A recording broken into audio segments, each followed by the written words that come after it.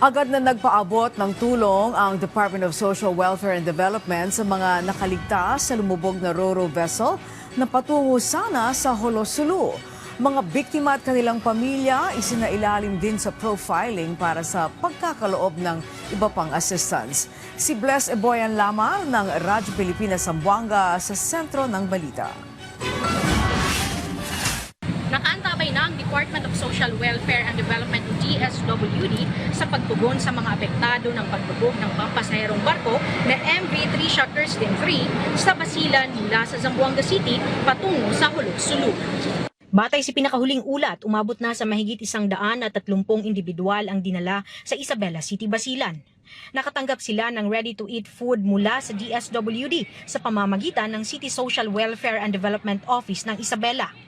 Upang palakasin ang operasyon sa lugar, nag-deploy ng Quick Response Team o QRT ang tanggapan na karamihan ay mula sa Pantawid Pamilyang Pilipino Program o 4Ps para magsagawa ng assessment at profiling ng mga biktima at kanilang mga pamilya. Samantala, ayon sa manifesto ng barko, may kabuuang 332 na pasahero ang sakay ng MV Trisha Kirsten III at 27 na crew members nang mangyari ang insidente. Patuloy na minomonitor ng DSWD Region 9 ang sitwasyon at nananatiling handa sa pagbibigay ng karagdagang relief assistance kung kinakailangan. Mula rito sa Zamboanga City para sa Integrated State Media. Kasama si Shirley Espino, Les Boyan Lamar ng Radyo Pilipinas, Radyo Publiko.